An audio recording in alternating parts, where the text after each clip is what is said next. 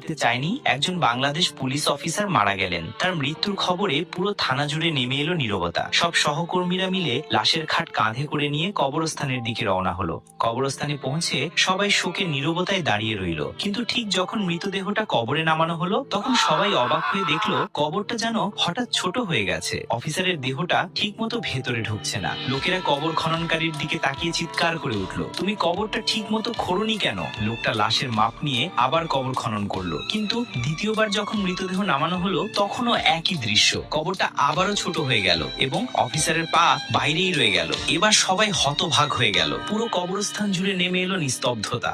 একজন বয়স্ক লোক ধীরে ধীরে কনস্টেবলের পাশে এসে দাঁড়ালেন, নিচু স্বরে বললেন, তোমার বস কেমন মানুষ ছিল যে কবরও তাকে গ্রহণ করছে না? কনস্টেবলের চোখ ভিজে গেল। মৃদু কণ্ঠে সে বলল, স্যার, একদিন তিনি এক বিধবা নারী আর তার ছোট সন্তানদের জোর করে তাদের বাড়ি থেকে উচ্ছেদ করেছিলেন। তখন সেই মহিলা